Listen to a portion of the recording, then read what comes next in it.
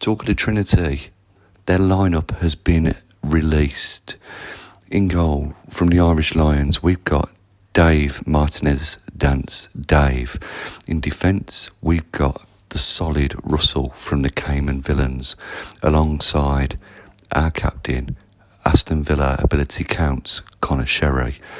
In midfield, getting stuck into the thick of things, is Liam from the Qatar Lions. Alongside him is myself, Will Forrest, trying to add a little bit of glitz and glamour. And up front, we always go back to the focal point. That is Mr. Adam Barrett. This is Talk of the Trinity, transfer window special, the second leg.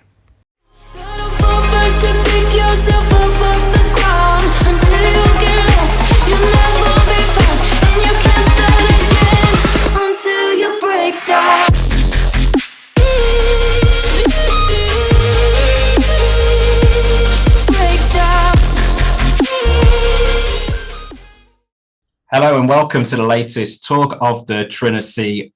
I want to say podcast, but it's not just a podcast this evening, because if you are listening to us live on Spaces, firstly, that means our IT's working, which is good news for us because the sound check was iffy, shall we say. But if you can hear us, we're through live on the Spaces. If you're wondering what Spaces is and you're listening to us or watching us later on, that means you've joined us on our YouTube channel at Talk Trinity. So welcome to you. Or if you're listening to us, you've joined us on one of our podcast audio providers, Spotify, Amazon, Google, some others that we'll recap at the end of the show. So thank you for joining us. I am still Baz Barrett. I am joined, talking to Spaces, sharing the same space with Mr. Will Forrest, Mr. Talk of the Trinity himself. But because January has been the time to strengthen the squad, you know, there's some areas that need improving. You need strength in depth and numbers. We've brought back our motley crew from the transfer window special we put out in the end of 2021, which seems a long time ago. So we've imaginally going to be calling this episode part 2 of the transfer window special, where we're looking back on what's happened, what hasn't happened.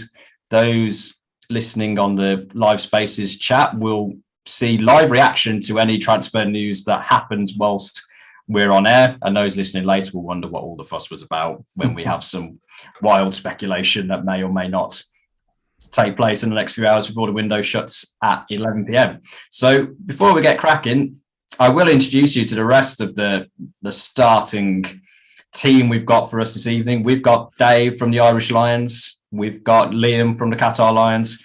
We've got Mr. Aston Villa himself, Connor Sherry. And we've got Russell all the way from the Cayman Islands. And for those of us watching on the YouTube video, different day, different shirt for Russell. So, you know, he is always dressing smartly for the occasion, and we appreciate the satirical choices that you're putting out there for us, Russell. Claret tie as well, always a nice touch. Speaking of nice touches, I suppose that brings us to our transfer window. As of time of recording, coming up to 7 o'clock UK time on the 31st of January. We had our predictions. We'll go into them in more detail as the show goes on. But overall, there's been some business, shall we say, some expected business, perhaps some real surprises, and then perhaps some elements that we were little hoping for and didn't happen. But in terms of, I suppose, for the initial global gut reaction, if I come to you, Dave, first, what's your impression been of the Villa transfer window so far? I think it's good. We got 4 signings. January isn't an easy time to do business. I think there are 4 good signings in places that we needed cover. No last minute panic buys. You know, we've had a couple of, you know, people come in over the years and I, you know, had never heard of them or recognized their names. And maybe when Paul Lambert was in charge, it was kind of, you know, the bargain basement on the last day kind of signing. So none of that. We've had a speech from our Christian Perslow. I mean, he really does communicate very well, indicative that we're being run very well at the moment. Said that Stephen Gerrard wants to bring in winners, and I think it gives a few clues to how Gerrard is going to try and build his team. You know, I think he will keep on giving young players a chance, but definitely get a bit more experience in there now, and that's what we've seen with a couple of the signings. So I'm quite happy with the business we've done, and I look forward to the summer with more to come. Yeah, we get the whole process spread over 3 or 4 months rather than just all condensed in once. So all the fun we've had in January, you know, we can quadruple it if my maths is correct in terms of the maths, probably more than 4. So coming to you, Connor, in terms of your hopes on January the 1st, going into this transfer window, of what you were hoping for Villa to bring in or keep as well, because that's also equally important, keeping hold of your best players. Has that met your wildest dreams in terms of what we've done? Fairly happy with it? Yes, I think we was off to a great start of signing world-class players, especially like Coutinho and Luka Dean. Definitely them two, one of the best transfers what we ever had at Villa so far. And also bringing like a backup keeper, Robin Olsen, and obviously Cam Chambers recently from Arsenal. That's another good signing as well for backup forward defence. And I think, yeah, so far in this window, it's quite good business, and just see what happens now for the rest of the season. See if we can do more better things in the Premier League now, and just get ready for the summer ahead, really. Yeah. No, because we do a modicum of research before going into each episode, we did have 3 words from our resident Cayman Island expert, Russell. I've got them written down here in terms of his thoughts of the transfer window: patience, perspective, and excitement. Which one of those words for you, Russell, sums up the transfer window the most, or are they all equally important in your view? Well, I can't distinguish between them, but yeah, I always like the word. I do personally like the word perspective. And just to add everything that's been said about the signings, the actual the loans in or actual signings, don't forget good old Emi Martinez as well. I thought that was a huge statement, signing him for such a long period. That it wasn't a new signing, but it just felt so good. You've got one of the best keepers in the world committing for a long period. I know things can change. There's no loyalty in modern football. I fully understand all that. But the fact that he's in there, the messages that came out of that are just as good as some of our signings, to my mind. And Hauser has his critics, but he's also performed very well at times when he's come in as a deputy at times last season. So he's another one who's extended his contract. Perspective is probably the one word, but I could expand on the patience. That all I'm saying there is picking out. I'm reiterating what Stevie G's probably said in one of the very early interviews. Perspective. What I'm getting at there is saying, well, do you know, are we better on January 31st as a squad than we were on January the 1st? I firmly believe we are. Then I think back to 3 years ago, and I was actually listening to it on the radio rather than anything else. Wigan Villa, when we got just over 3 years ago, we got thrashed 3-0 by Wigan. I think that, put everything into perspective, Villa fans, and life's good. And the excitement is the fact that we've got very ambitious owners looking forward to the summer massively. I really can't wait. And last comment, I think generally most football fans with a degree of common sense and balance would look at all the Premier League clubs and say, Aston Villa have had one of the best transfer windows of any Premier League club overall. I know there's a few hours left, might be the odd surprise left, but one of the best. So that's me. Perspective, the favourite word. It's a long way of all that kind bullshit, I don't know. I mean, it's a great reference to Wigan, because the last, I think was their last game was away at Cheltenham Town. So certainly demonstrating how different each team has gone from their previous meetings in the Championship. I mean, well, we could say that Aaron Ramsey is the Cheltenham Coutinho, but we'll wait and see how he gets on during his loan spell. But coming to you, Liam, is excitement, does that match your feelings about this transfer window?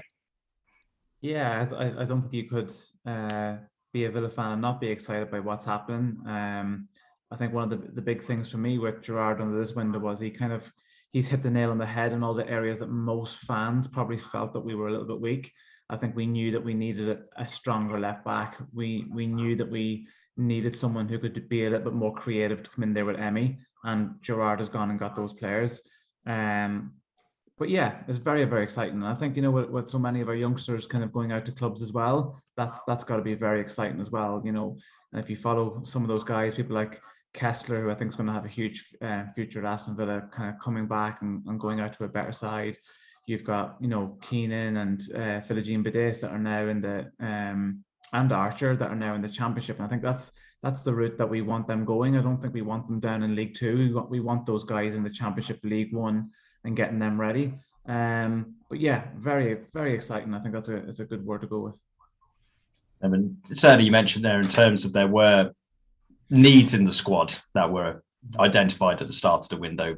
Left back is the most obvious one that springs to mind. That I'd say probably around this virtual table, a unanimous thumbs up in terms of Luca Digne coming in terms of comparison to Matt Targett, in terms of very good servant for Villa. I mean, he came in at a time where, kind of needed stability. He's a stable left back. He's just joined Newcastle on loan today. You have to keep going forwards. And I think most Villa fans would probably agree that Luca Digne is a step forward in that direction towards where Villa want to go, which is towards European qualification in the next couple of years. So very positive one there. We'll come on to it a bit later. A few people may have predicted Digne coming in because, a left back available who we needed, in terms of that squad. But I think it's safe to say, not spoiling what may come later where we name and shame certain people, probably me. I don't think anybody expected Coutinho to come through the doors at Villa Park. And I think in terms of both excitement because of, his career to date, and especially when he was with Liverpool in terms of you don't get Barcelona throwing £140 million at you unless you're playing well, shall we say at the time, in 2017. But also a real demonstration of the pulling power that Gerrard has. I know they were teammates, but even so, it doesn't necessarily mean that if Gerrard was managing the aforementioned Cheltenham Town, that Coutinho would have joined him at Cheltenham just because it was Steven Gerrard. Cheltenham's a lovely place. Nice ground, go check it out. But in terms of your reaction, Connor, when Coutinho signed, what was your feeling in terms of what it meant kind of for Gerrard, but also for Villa as a club and this new era, I think really would be a fair way of describing it. It was such a massive feeling. Like, I just couldn't get my breath. I thought to myself at the time, wow, we have just signed Coutinho on loan from Barcelona, and that is an awesome signing. And probably the reason why Coutinho has come to Villa is because he used to play with Gerrard at Liverpool, and he knows Gerrard very well. So the relationship what they had before, I think that's why he decided to come to Villa rather than the other clubs who was mentioned before. And yeah, for Villa, I think it's a massive upgrade, because what Gerrard said, he wants European football for this fantastic club. We want to be up there to beat the best teams again, what we've done in the past. So yeah, at the minute things are looking good for Villa, and yeah, great era. No, only coincidentally, Russell, because Connor mentioned the past, I'll bring you into where would you rank the Coutinho transfer in terms of those that you can remember, in terms of the wow factor, if I can technically call it that. Is it up there for you in terms of what you remember? Right at the very top to my mind. But yeah, I've seen decades and decades of Villa, and yeah, a lot of the signings. Even Paul McGrath came with a risk and proved to be the god that he was. But because we knew his background, etc. Oh, we probably know the full detail of his background at the time, but there must have been a risk there. But no player, I'm trying to think of the name of a player who came in with such. Dwight York came in from nowhere and became a superstar. There's so many players who've done that, but this is a guy who's been there, done it, at 3 top clubs, Liverpool, Barcelona to a degree, and Bayern Munich, just winning. He's a winner. And yeah, it's very most exciting. Although I have to say, in my household, I was at odds with my 12-year-old son who was saying, look, he's done nothing, Dad. He's look, what do you mean? He said, look, what has he done in the last couple of years? I said, oh, okay. Well, he might have scored a goal for Bayern Munich against Barcelona in an 8-2 victory. And I was just clutching at straws. But my son was taking a more, laissez-faire sort of, let's wait and see sort of attitude. Whereas I was, for an old one, I was very excited about it. Was there any caution in your reaction, Dave, when you found out about Coutinho? Or were you all aboard the hype train? It was completely left of field. I was so excited when it happened. When I first heard about it, I thought, he's probably going to Newcastle or one of these kind of clubs. He won't be coming here. And then the story grew legs, and all of a sudden he's announced. I mean, it's so exciting. I mean, I did a little quick reaction. I was trying to think of exciting signings from the past. I know Ginla was brought in years ago. Now, obviously, that didn't turn out to be the big marquee signing that he meant to be. It's kind of in a smaller way when you're in the Championship. Ross McCormack was going to be the marquee signing, and that was, that didn't work out. I know he brought in Darren Bent with big money to get us out of trouble, and he, in that short kind of, 6 months or so, he did get us out of trouble. But other than that, big names coming in. They haven't. I mean, Collymore is another one, but still, it doesn't happen too often. There is an option to buy. It's 33 million in the summer, so we just have to watch this space. He has taken a wage cut to come from Barcelona, so he's here to the end of the season. I don't know what's going to happen after that, and that's the exciting one. That's one in my little introduction. I said I'm excited to see what's going to come in the summer, because could we? There's one thing signing them on loan to the end of the season. There's a separate thing of, could he be an Aston Villa player for a few years? And that would be absolutely phenomenal. If it happens, I don't know. He's probably here to, get his fitness up, try and get into the Brazilian side for the World Cup. So he's happy to come and take the pay cut for now. So there's more negotiations to be done. But yeah, it was just, it was brilliant. It was such an exciting signing. It is such an exciting signing. I really obviously hope it works out. So I'm fully on board the Coutinho train until the end of the season. And then we'll see where it goes from there. I'm saying, you mentioned the summer and do we sign him, do we not? We're not beyond wilder speculation on this show. So, Liam, 50-50 shout. Does Coutinho sign in the summer? Yes or no? Yeah, I think it's 100% he'll sign. I think him and Buendia are going to form a relationship that's going to be quite the fear twosome. And I think with those guys being so flexible and in their movements, and you can see already Buendia likes to drop deep and Coutinho likes to float, I think they are going to terrorize defenses. And I think, we've seen Coutinho's already kind of gotten into that Brazilian squad. He was very unfortunate the other day due to a red card. He got subbed off at the expense of the red card. But yeah, I think he 100% stays. I know Jose Enrique came out and said, Villa can't do anything to stop, Newcastle signing him in the summer. There's no way a player at his age, I think, takes a risk with the Qatar World Cup in X amount of months, 11 months time or 10 months time, and he takes a risk going to Newcastle for a pay packet. I don't think he would do that. But I think he signs. Yeah, absolutely. Exciting. Well, I'd say there's no chance if they're in the Championship. No pressure on that target to keep him up from left back. But and I'll be careful how I phrase this transition, but from one C to another, Coutinho to Chambers.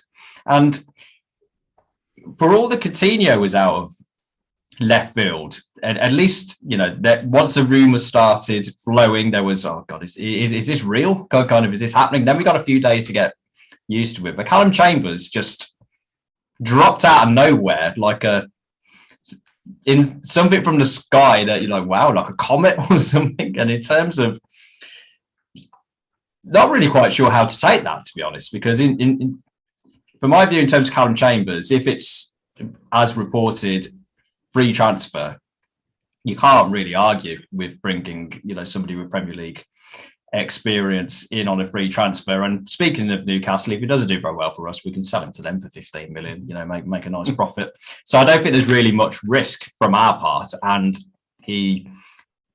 I can see him being a good squad player, in terms of he can fill in a variety of different places, and a point to prove hasn't worked out for him at Arsenal. I think it's fair to say, for various reasons, to the extent he'd like. I mean, in terms of a hot prospect when he joined from Southampton, hasn't established himself as a first team regular. So I'm interested to see how it goes, and for low risk, and you don't get very many low risk kind of signings in the Premier League. So from that relatively low bar, were you any more excited by Chambers? Well, what was your reaction, Liam, when you saw that news drop?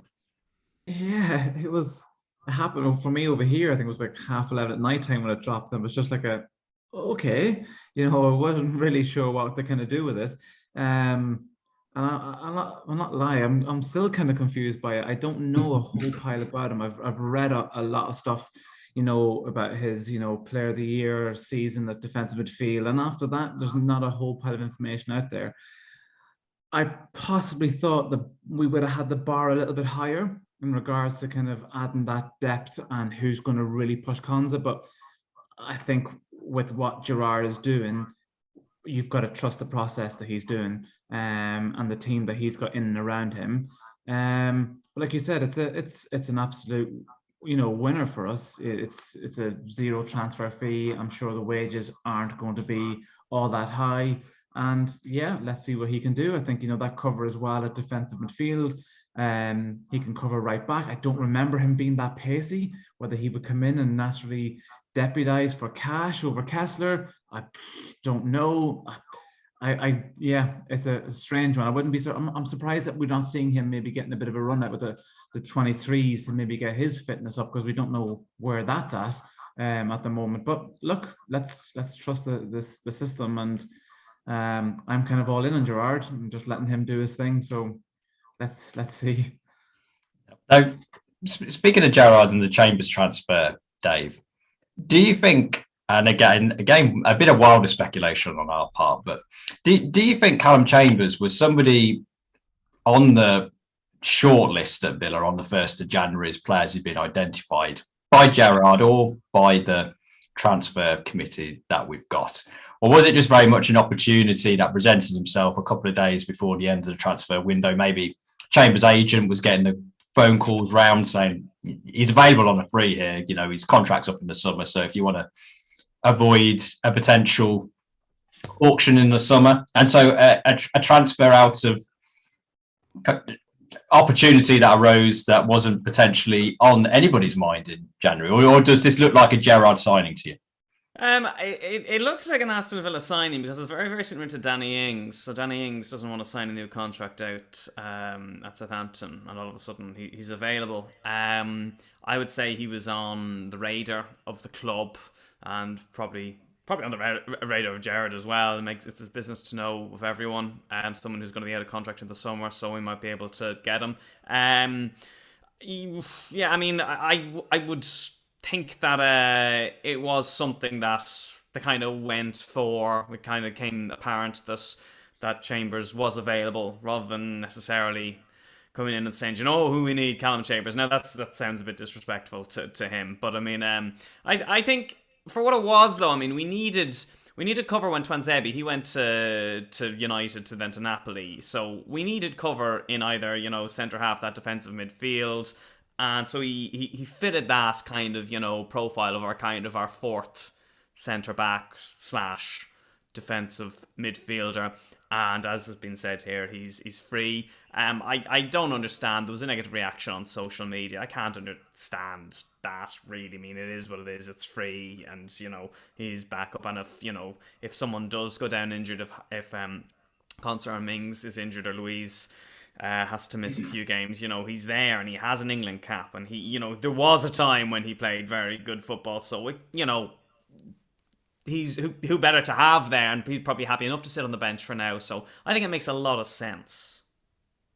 No. And for those of us watching on the YouTube channel, will see that I'm next to Will Forrest. But because this is a rare honour for me, I realise I haven't actually asked him many questions yet because I'm not used to having to turn around. So I will bring my co-host in now. And if there's anything you want to catch up on in terms of what we discussed, I'll let you in. But we'll touch you the little opening line in terms of Callum Chambers. I mean, would you have thought that your first contribution to this podcast would be about Callum Chambers? First of all, it's lovely to be here. Thank you for inviting me onto the show. It's always a pleasure. I think you invited yourself. I did like the analogy that you mentioned of it was like a comet falling out of the sky. I reckon it's probably more akin to a cream egg, like oh, that's nice, rather than a bloody hell, what's just happened. Unless it's one of those white chocolate ones where you win like 10 grand. Mate, you don't need to. Well, you don't necessarily, but that's another story for another day. All right. Anyway, I've got the mic now. Callum Chambers for me, decent signing. I think he'll be a bit more like a Zat Knight sort of level, I would hope. I mean, Zat Knight, nobody wanted him to join. Everybody talks negatively of him. But when you really think about what he did in the Villa shirt, he was a decent player for us, scored on his debut against Chelsea, scored that wonder equaliser in the last minute in front of the hole against Arsenal, and he put his body on the line. Do I think that Callum Chambers is going to trouble Ezri Konsa or Matty Cash? I agree with Dave and Liam. No, I don't at all. He's very much there as backup. I think it must have been that Russ was obviously phoning round people, saying Callum Chambers is available. Connor was like, get him into the club, and had a word with Stevie G. And Stevie G took his word for it, and it was too good an opportunity to turn down for an internationally capped squad player. Whereas, had it have got through to the summer, I think you're right. Would we have been going, Callum Chambers, well, we couldn't get him in January, let's get him now? Or would it be more a case of, actually, you know what, we need a centre-back. Sven Botman, there's Pau Torres, there's Joe Gomez. Who have you got written down there? Callum Chambers, no, throw that, put it in the bin, mate. It's very much a here and now, it became available sort of a signing. But if he's going to come to the club, he's got a point to prove and he wants to get into the first team, then I'm right behind him, and I'm hoping that he does very well for us. And if he can make his way into the first team and keep out the likes of Konsa or Mings, then he's going to be one hell of a centre-back, because those two are two of the better centre-backs in the league, and I think probably in all of our opinion, and not out of bias either. No. Russell, was there... Go on, after you. I was going to say, Russell, was there disagreement between you and your 12-year-old in relation to Chambers, or were you on the same page? There was indeed, actually, yeah. But I did want to just come back with a very positive, from my perspective, point about Chambers. I'm totally with Liam. Yeah, I'm thinking, I know about the guy, but I actually remembered his England cap, or did he get a couple of caps back in the day, 5-6 years ago? But I then had to just read about him and think, he's done that. And then, as Liam's pointed out, we find out he was player of the season in a bit of a defensive mid role for Fulham, even though they got relegated. He must have done something. And it's that versatility. And I'm back to my boring word of perspective of saying, well, we've probably got somebody in, compared to, say, Axel, who's gone, who has not a better pedigree. But here's a key pointer. One of my fellow Cayman Villans, when that comet from the sky, or cream egg from the sky, came down, pointed out, said he actually found a thread on Twitter from Arsenal fans who are really fed up to lose him. So what are we doing letting him go to Aston Villa? And so forget all the Villa negative social media. There's Arsenal really upset about fans, in their perspective, actually losing a decent squad player. So it gets a big tick from me as well. And if he's half as good as the last player we took from Arsenal, then I think we can say that it's turned out all right. But we can, yeah. But how about you, Connor? Which side? Well, I don't know if there are sides in terms of the Callum Chambers debate, because I think people are still trying to process it. But relatively happy with the signing? Yeah, I would say so. I am quite happy about the signing, but it just came out all of a sudden on Sky Sports News saying, Callum Chambers officially signed for Villa. And I thought to myself, that's the second time that's happened to Villa on TV. Because look at Danny Ings, that was the first secret transfer with Villa, and now Callum Chambers is the second. But I was expecting of a bigger signing than Chambers, in my opinion. But I think, yeah, he would do right Villa. And plus, we needed a backup centre back anyway, because obviously Translate went to Napoli on loan. So, yeah, we did need a backup centre back. So, I'm just hoping now Tyrone Mings and Conte will have more competition now with Chambers, and just see what Chambers is all about. And hopefully, yeah, he will be a good signing for Villa. So, yeah, and I suppose just so we can say we've ticked him off, we also signed Robin Olsen on loan. But I don't really have too much to say about Robin Olsen in terms of hope. And I mean this in the nicest possible way. Hopefully, Robin Olsen never has to play a game in goal for Villa in the next 6 months. But on that positive review of that transfer, to go all Katy Perry for a moment, we got to talk about the ones that got away, because every transfer window there's speculation, there's dream players compiled on short lists of fans, including us, which was the basis of half our first leg podcast. And for whatever reason, it doesn't quite happen. They go to another club, or they're not interested in going to Villa, or it was just a pipe dream of us all. But in terms of players who have been dangled in front of the Villa faithful in hope, anticipation that they will join, and then as of time of recording, we're expecting that we are done in terms of our transfers that we've talked about. Was there any particular player for you, Dave, that you thought, oh, man, I really could have done with him here? Or are you very much, you mentioned earlier in terms of wait for the summer. I'll quote another pop star call for the summer, Demi Lovato, for those who don't know. So in terms of, was there anybody for you, Dave, that you thinking got away, or you fairly comfortable because of what we've done with the transfers we brought in? I mean, the obvious answers here are people like Bentancur and Alvarez. Now, I don't think they're the ones that got away, because they've gone to like Man City and Spurs, and we're at a level, we're not at their level yet.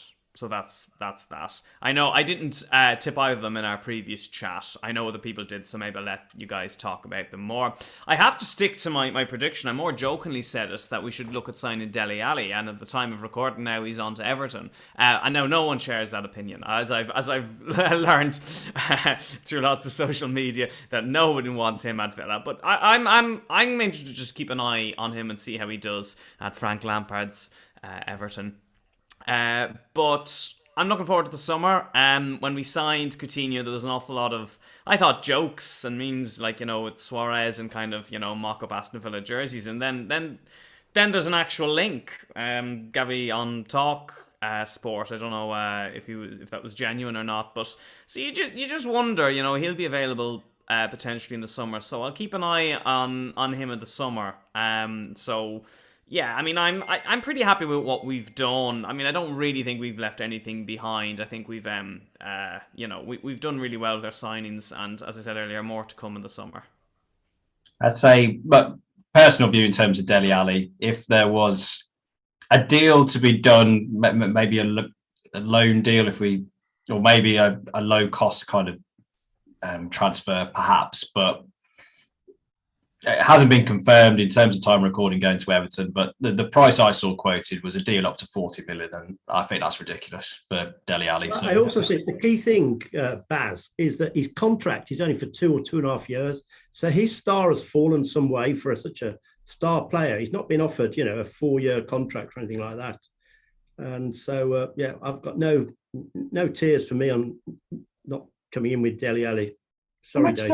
Imagine how many cream eggs you could get for 40 million. That'd be like a comet out of the sky. That'd be like be a hailstorm. I have to come back in. I see, just actually at time of recording, the Athletic have come in with an exclusive. Newcastle tried to pip Everton to the signing of Dele Alli. Now, if he goes to Newcastle, my goodness, has the star fallen, and hopefully we'll fall down another division in the summer. I think that if he goes to Newcastle, we've all been underestimating the pulling power of Matt Targett. Not the persuasive salesman. So you mentioned, Russell, in terms of you're not losing any tears for Dele Alli. Was there anybody who you were in terms of January? I'll just say, I think I did. We've spoken about this, wanting to attack the top 4, top 6, whatever. We need 20 goals a season from a striker.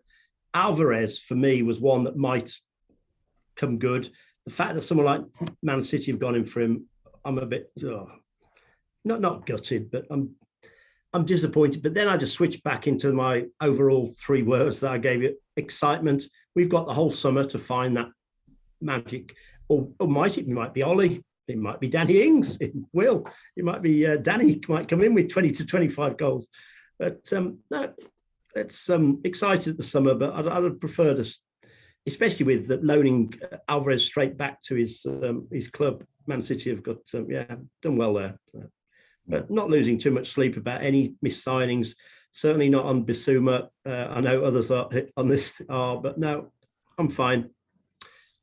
No excitement for the summer. I'm with you, Dave. I'm going to say, in terms of I'll move over to my co-host now. There's certainly a lot of things which my lawyers advise me should be left unsaid about Bissouma. But for you, Will, it's one that you were very keen on, and it doesn't look like it's happening in January. Well, yeah, I think Liam and myself have been comforting each other over WhatsApp over the fact that today there was the talk about a £40 million player coming that Villa had got into advanced talks about Bissouma, which makes you think that we'd either got to a level where we were close to agreeing a fee with Brighton and had maybe already talked to him, because transfers work differently nowadays, don't they? You know, you send contracts or whatnot to the representatives of the players, if you like. So maybe we've agreed something in principle, but we couldn't quite agree with Brighton on a fee.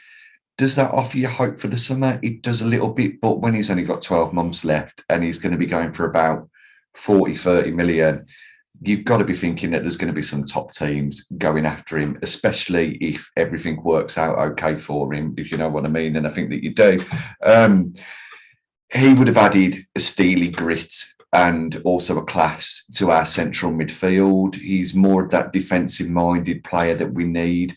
I think a lot of Twitter are in agreement that Douglas Luiz, as good a player as he is, we've seen the best of him in a number 8 role this season rather than that number 6. He's too much of a deep line playmaker as a number 6. He's not going to break up the play. He'll drop in between. He'll play those quarterback passes.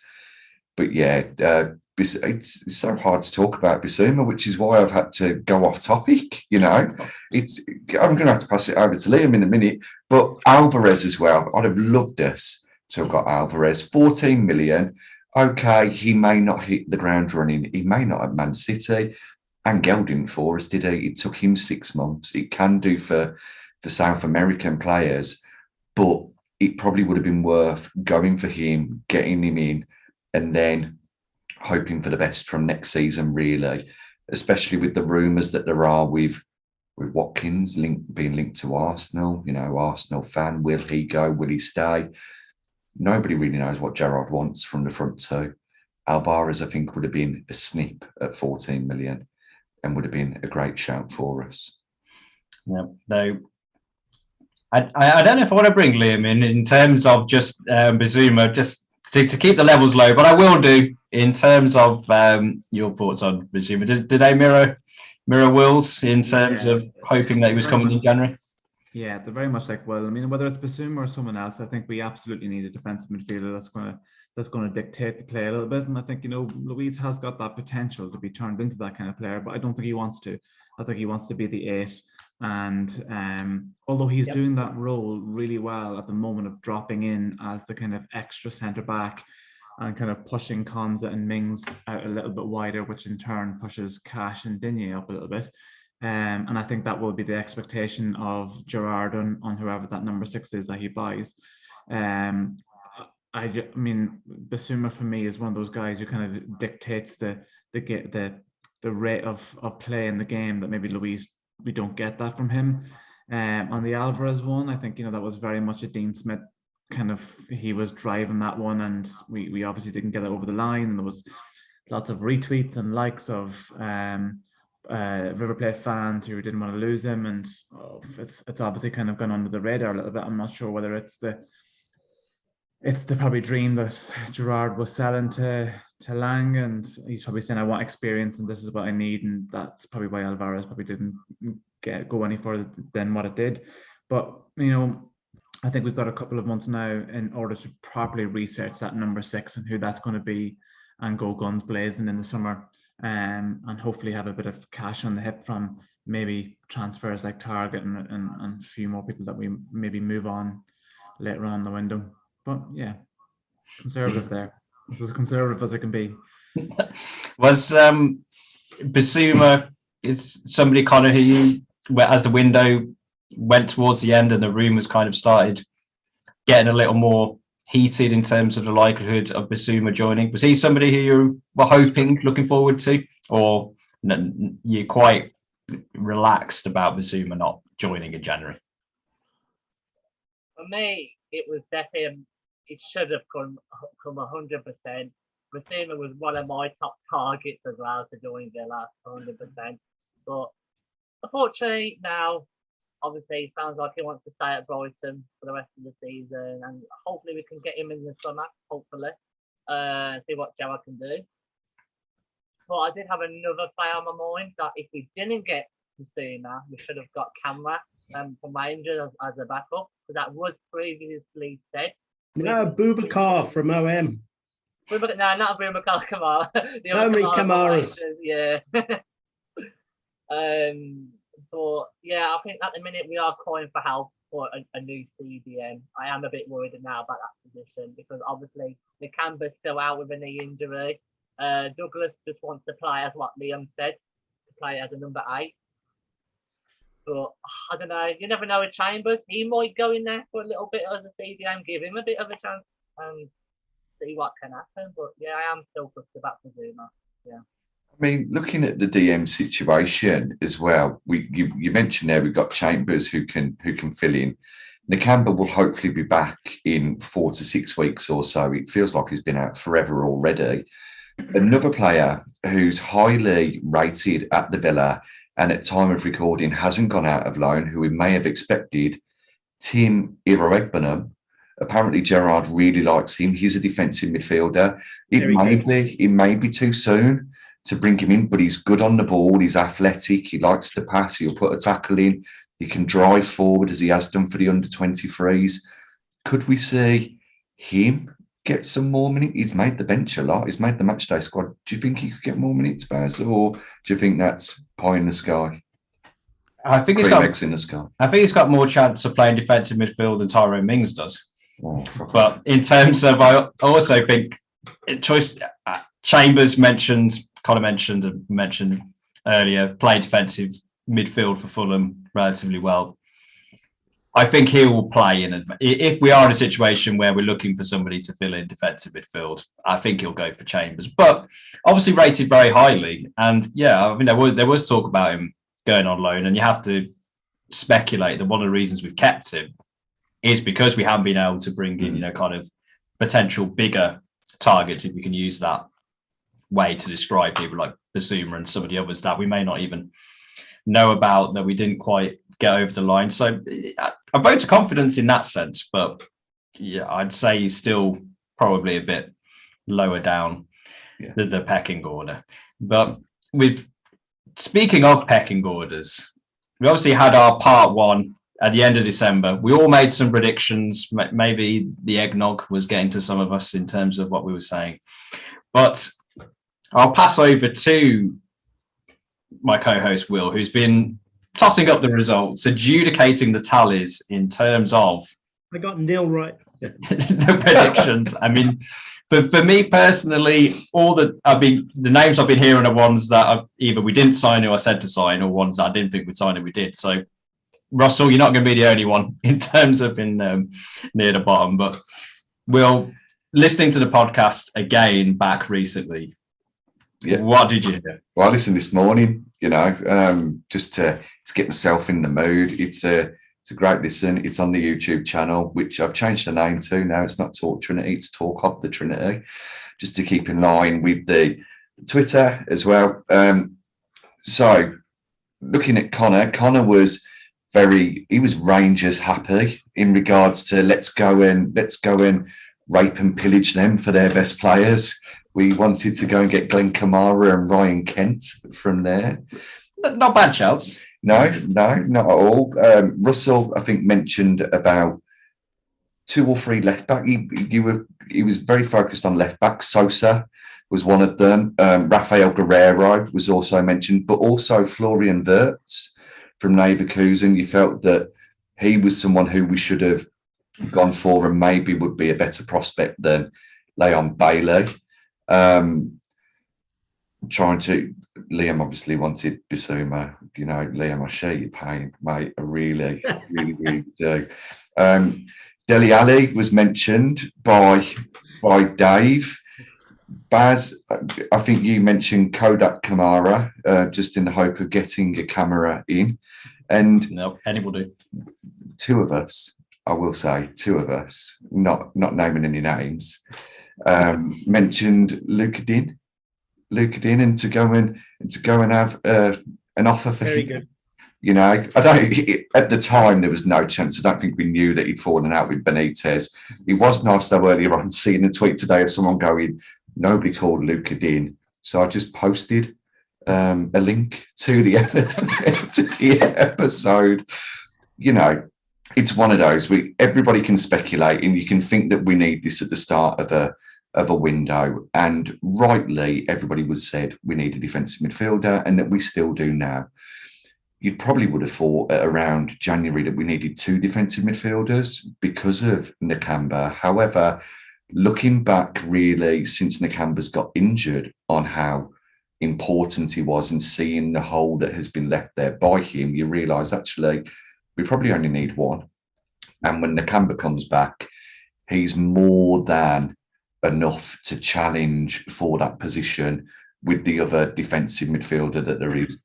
We put out on Twitter earlier, it was you, about, it wasn't you, about strikers. And I mentioned that I would hope that we'd bring another striker in. I got asked who we'd been linked with.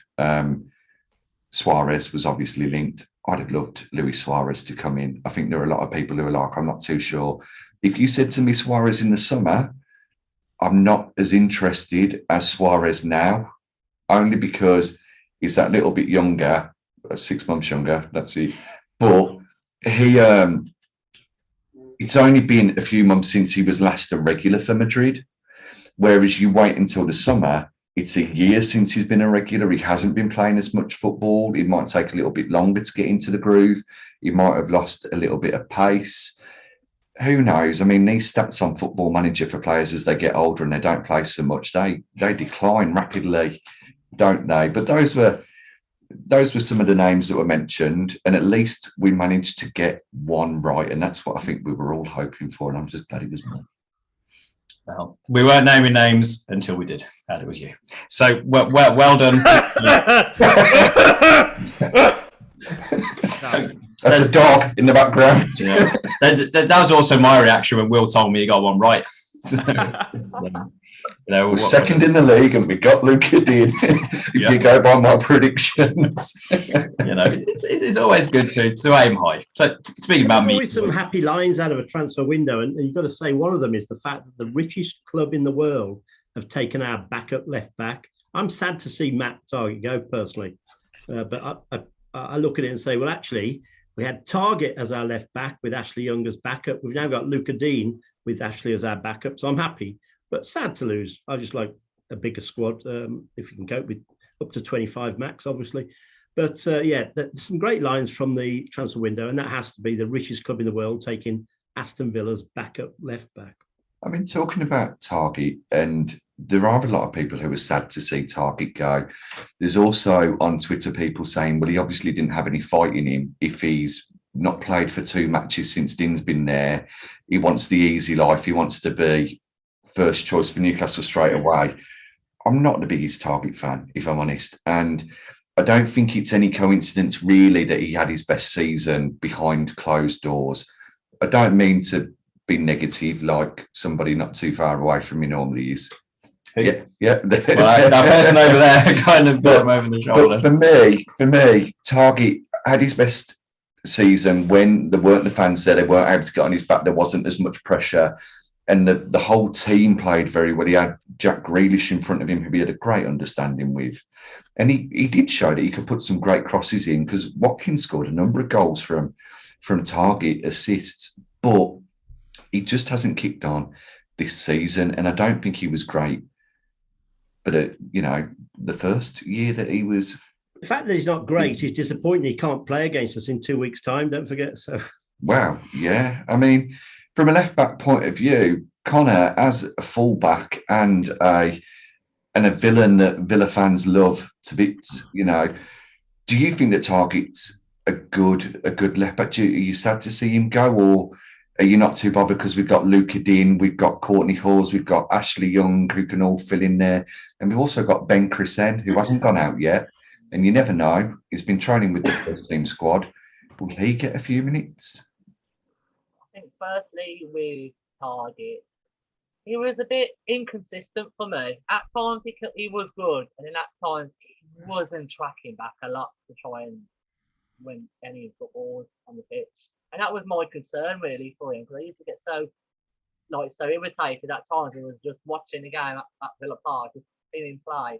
I just keep thinking to myself, Target, you want to just not go for the ball and just win it. And it was always annoying for me. But don't get me wrong, I just wish him the best at Newcastle, and I think Luca Dean is a massive upgrade for us now. Because as what I said earlier, if you want a challenge for Europe, we need to bring top quality players in, and that's what we're doing at the minute. But I think, as what you said, Will, Ben, what was his second name again? Yeah, I can see him probably getting a bit of game time as well, probably when it comes to near the end of the season. Because Villa normally does that anyway at the end of the season. They try and get a few younger players in and just test them out if they be good enough for the first team. Yeah, and that's what I think really. So with you hoping that he does well at Newcastle, we obviously all hope he does well at Newcastle from the point of view that he played for Villa. Liam, in regards to Target doing well, do you hope he does well so that he can come back and challenge Luca Dean next season for a starting place, or do you hope he does well so that Newcastle throw a load of money at us and then we can go and get Aaron Hickey, hopefully, because that was another left back that we mentioned. Definitely throw money at him. I'm not a big fan of Target either. I'm kind of like you, Will, but I think Target has been a bit of a victim of the system, in the sense that Gerrard wants attacking fullbacks. He wants guys that can get up and down the wings, and Target is absolutely not that guy. And I think people saying that Target doesn't want to fight, I think Gerrard has told him outright, this isn't this isn't for you. You're not part of the plans. And he's gone and went, I need to go and find another club. And he's been very proactive. He could have sat there and sat on the bench and collected his wage at the end of every week. But I'm happy for him to go to Newcastle and play his trade there. I think he'll have a bigger target man in there with Chris Wood playing up top. And I wish him all the best. I'm not his biggest fan, but I think that's probably his last time we'll see him in a Villa jersey. But you wish him all the best, as you would most Aston Villa players. Welcome him back at Villa Park any day for some decent guy. Remember the passion? You could see how much it hurt, the performance against Southampton away. When I saw that interview, I went to that match and saw the interview with him afterwards on the pitch. That hurt, but so he had that. But yeah, at the end of the day, not good enough in terms of where we want to go to as a club. I agree with you, Liam. I think on that one, if I decide to I think there will be no place for sentiment going forward, and as we go and look to improve on a lot of these players, the same people that criticise Matt Cash week in, week out are the ones that are, don't want him to go to Atletico Madrid. And at some point, if we don't think that Cash is the man that's going to be the best right back and one of the best right backs in the league, then sentiment then goes out the window and you go and you improve. I know you've had a couple of arguments on Twitter with Mings guys, but at some point, Mings is probably one of those guys that you would look to upgrade and maybe a season or so, if that's where the push takes you. But that's part of life, isn't it? It's something that we've spoken about many times on the podcast, especially over the last month, where in order to be challenging Man City, Liverpool, and whoever else is in the Sky Six at the top of the league, you have to constantly be looking to improve the players that you've got in the starting 11. And obviously we've done that with Luca Din. Dave, is that how you want to see Villa doing business? Do you want to see us buying players to challenge the regular starters, to make us a better starting 11, or that way by for example, taking Tyrone Mings out and putting in Pau Torres if you could get him? Or would you prefer to see the likes of Callum Chambers joining and just pushing Ezri Konsa to be a better player than he currently is, because he's very good? Would you hope to see more? What I'm trying to get is, do you want to see signings for the first 11, or do you want to see signings for the squad to push the current first 11 to be the best version that they can be? Well, ideally both. But I mean, I know the either or. The one thing we're talking about at Target there, I seem to remember that when he was at Southampton, he lost his place to Ryan Bertrand, so he left and came to Villa. And this is similar. We've signed Luca Digne, and he said, all right, well, I don't want to sit in the bench. I want to play football. So, and I can't criticize a guy for wanting to play week in, week out football. So, like the sentiments that have been expressed here, best of luck to him. He'll be welcome back. He put in a good shift last season. To answer your question, I think Gerrard has it's clear now the way he wants to play. Like, defenders in particular will want to make more ground. So that wasn't Target, that was Digne. So it's Gerrard's system, and he has to look for the best players who'll play his system. So I guess that's really where it is. The kind of style he wants to play, he needs the players who will play that the best, and that's when it should start. So Callum Chambers, okay, he was there. He came in for Twanzebe, who went. We need him as a squad player. Ultimately, are we going to finish any higher up the league because Chambers is there? I don't think so. But, he's needed. What will get us higher up the league is just getting better players in that first 11 playing in the way that Gerrard wants to play. So I guess we just need to... The really important transfers will be that first 11. And we need... It's, the better players you have, the higher up the league it's going to be. And it really is the difference. And I don't want to criticise Dean Smith at all, because I'm a huge fan for what he did. But, signing Coutinho... And even Dean, I'm not sure Dean Smith makes those signings. I'm not sure they come with Dean Smith here. With Steven Gerrard, he has more pulling power, and he's going to turn us into a better team, I think, because of it. So, though, speaking of the pulling power and the summer transfers, going to you, Liam, in terms of looking forward into the future, what are you hoping for, expecting in terms of the summer transfer window and the business that Villa and Gerrard are going to do? Yeah, I think the defensive midfielder will be the first one we go for, and I think we'll move early on that. I think the research will have been done. I think we probably will look for maybe a stronger centre-back to come in. But who that replaces, I don't know, with House after signing the new deal and Chambers only after coming in. Yeah, I mean, it's hard to kind of know, when you look at that starting 11 that's there now, Russell's probably right in regards to, I've got sentiment in regards to Watkins, but you probably do need an out-and-out guy who's going to come in and guarantee you those 15, 16 goals. Is Watkins that guy? I don't know. He's probably going to need a few more weeks under the Gerrard system. But it's anyone's guess, isn't it? When you could argue that every single position is kind of up for grabs there. Could you improve on Cash? Yes. Could you improve on Sanson and Louise and McGinn? You could probably argue that they all could be upgraded on. I think that's up to Gerrard to come in there and go, this guy is available. This is how much it's going to cost. Let's go and get him. And I think we probably just need to be mindful of those young guys that we're not kind of stopping their path. JJ's had a really good run at it, and I think he's flourished in it. And I think Kessler will do that in the summer as well. But yeah, it's going to be a really interesting summer. I think, Gerard's gotten a lot of his business done now. Let's see what the summer brings. I think that word excitement comes through again. It'll probably be a little bit quieter, but I think it's still exciting nonetheless. No, for you, Russell, is the Bundesliga scouting report going to be rushed down again in the summer, or do you think because of what we've done in January that our targets have moved on literally? I wasn't even planning that as a pun. That works out well.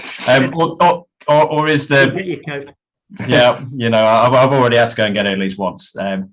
But is the plan evolution or revolution for you in the summer, Russell? I'm all for I think general agreement, a CDM and a striker, even though so much love for Ollie and Danny. Sorry, Will. So because I'm a dreamer with my head in the clouds, I'm going to say that we'll have Calvin Phillips, and going back to the Bundesliga, I'll have Haaland, please. No, but being serious, I would say what one marquee signing in the summer would do us very fine, that everyone goes, and for it to drop out of the sky, like your analogy, would be absolutely fantastic, with no talk about leading up to it, just for everybody to go, wow, what have Aston Villa done? That was brilliant. I want that one marquee signing. Yeah, we're not going to get Phillips, we're not going to get Haaland, but I can't even think of a name off the top of my head, but somebody, let's hope Langer's got, and his team, all their analytics have got their eye on somebody that we all go, wow, thank you very much. So we might get Alpha Inga Haaland, we might be pushing the budget for that. Yes, exactly. But for you, Connor, looking forward to the summer, what you're hoping is going to happen in our transfer window? Is there anybody you've got your eye on already for summer business? I think that's what I said before earlier in this podcast. I think we desperately need the CDM for sure. Possibly another centre back, but I'm not quite sure on that at the minute. And possibly we definitely need another striker, because as what I said from the last podcast recently, I did say we need another striker, because look, obviously, no offense to Ollie or Danny, if we want to get into Europe, we need to try a top striker who can definitely get us about 20 or 30 or 40 goals, and that will be our aim for the summer, because I know Gerard wants to have another good, hopefully, season coming up.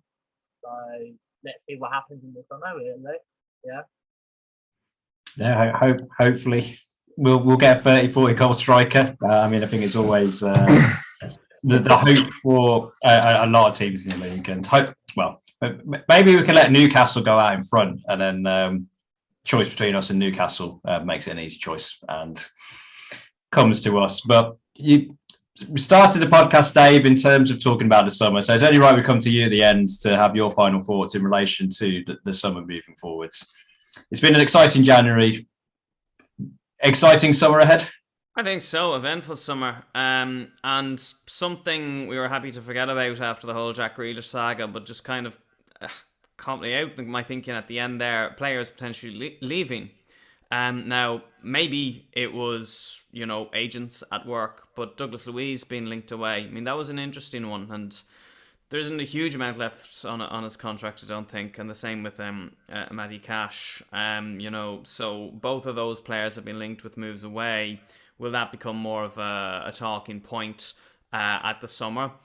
In the case of Douglas Luiz, now I don't know the answer to this, but maybe could Jared see, well, hang on, if Arsenal or whoever are going to come in with a big wad of cash for him, and I'm not that mad on him, sell now and bring someone else in, bring that defensive midfielder in, because I think Liam said it, I think Douglas Luiz does want to be more of an 8 than a 6. But we've got plenty of attacking options, and we'll have like Leon Bailey hopefully coming back after injury, and the early accounts are that Stephen Gerrard is a big fan of him, so he's going to come back to help our attack. And we've the one good thing about Coutinho, like we now have Buendia playing much better. But sorry, I've gone wildly off topic on your question. Well, I'll stick to it this summer. We could see some interesting outgoings in the summer as well as incomings. So I think it'll just be very, very interesting to see, the Gerrard rebuilding phase, because let's face it, for every year, kind of, even since we've gone down, it's all been about buying players, and especially when that season we had to sign an entire new squad. Now there's maybe room for a little buy and sell, and players who maybe are disposable and could go for money, and we could use that money to buy better players. So I think it's just going to be very, very interesting summer. I would agree with Liam. One marquee kind of signing to, not Liam, sorry, Russell said that. One marquee signing to, put us all in a good mood will be great. But just very interesting times ahead. I think just really quickly from a point of view of who we go after in that one marquee signing, if we're showing that we are pushing on and we're getting closer to European spaces this year than the likes of Leeds or Leicester, Everton may be a bit more difficult now because they've obviously got that feel-good factor with Lampard coming in. But why not look at some of their best players? Why not look at Rafinha at Leeds if you can potentially get him in? One player I'd absolutely love, or two players I'd absolutely love to see at Villa from a Leicester point of view. Harvey Barnes, he ripped us a new one when we played at Villa Park earlier this year. Youri Tielemans is a fantastic central midfielder.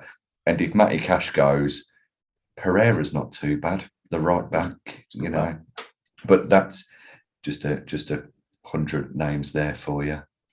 And we will certainly be throwing 100 more names in when in the summer we'll be doing our summer transfer window preview. We'll be doing a review.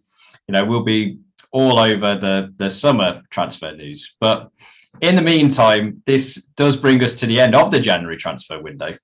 A couple of hours left that time recording, but if you're listening or watching on our YouTube or podcast providers, the transfer window has shut. And with it, this podcast talking about the January transfer window must similarly end. So thank you to our guest presenters, really, in terms of contributors coming in, giving their thoughts once more. Dave, the Irish Lions, Liam from the Qatar Lions, Russell from the Cayman Island Lions, and Mr. Aston Villa himself, Connor Sherry. Really do appreciate you coming on, giving your thoughts and opinions live on Spaces today. So thank you to everybody listening live on Spaces. This was our first venture in terms of, a big scale live Spaces. So hopefully you've been entertained, educated, outraged maybe by some of the comments, but we do appreciate you listening and tuning in. So thanks for that.